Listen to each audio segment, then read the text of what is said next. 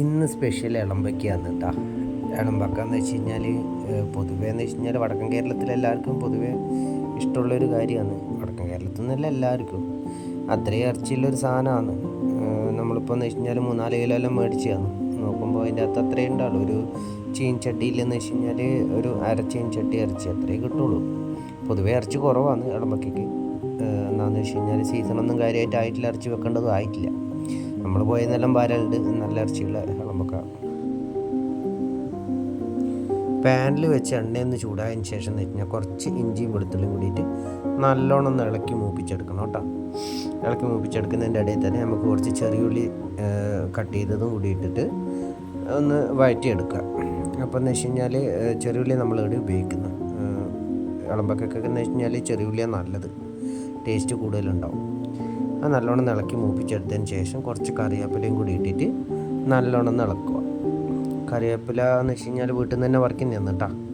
നമ്മൾ വേറെ പുറത്തുനിന്നൊന്നും മേടിക്കില്ല, വീട്ടിലെല്ലാം ഉണ്ട്. പിന്നെ എന്ന് വെച്ച് കഴിഞ്ഞാൽ കാന്താരി ഇടുന്നത്, പച്ചമുളകൊന്നും ഇടുന്നില്ല. കാന്താരിയും വീട്ടിൽ നിന്ന് തന്നെ വറക്കുന്ന കാന്താരിയാണ്. ഇവിടെ കാന്താരിയെല്ലാം ഉണ്ട് ഇഷ്ടം പോലെ. അപ്പോൾ എന്ന് വെച്ച് കഴിഞ്ഞാൽ അതും കൂടി ഇട്ട് നല്ലോണം ഇളക്കിയെടുക്കുക. അതും നല്ലോണം ഒന്ന് വഴറ്റി വന്നതിന് ശേഷം എന്ന് വെച്ച് കഴിഞ്ഞാൽ നമ്മൾ വഴറ്റണം, നല്ലോണം വഴറ്റണം കേട്ടോ കാന്താരി.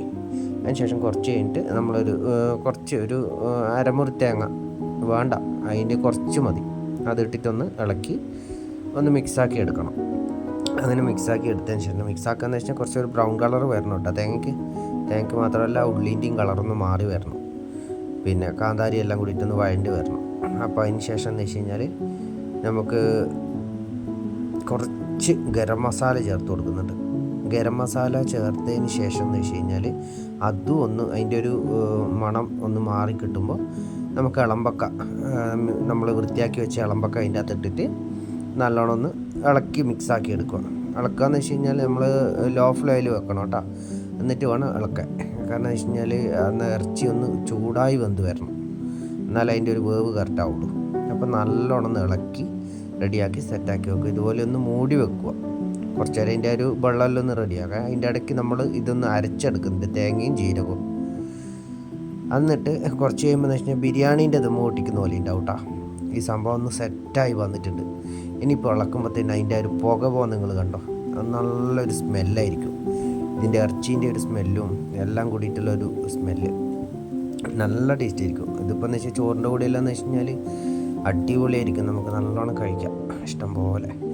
കുറച്ച് കുരുമുളക് പൊടിയും കൂടി ചേർക്കുന്നുണ്ട് കേട്ടോ, അതിൻ്റെ ഒരു സ്മെല്ലിനും ഒരു ടേസ്റ്റിനും വേണ്ടിയിട്ടാണ്, ഒരുപാടൊന്നും വേണ്ട.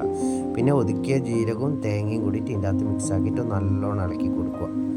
അന്നേരം എന്ന് വെച്ച് കഴിഞ്ഞാൽ അതും കൂടി അതിൻ്റെ അകത്തൊന്ന് മിക്സാക്കിയതിന് ശേഷം അതും കുറച്ച് നേരം ഒന്ന് ഇളക്കി കൊടുക്കുക. ലോ ഫ്ലെയിമിൽ മാത്രമേ ഇളക്കി കൊടുക്കാൻ പാടുള്ളൂ കേട്ടോ.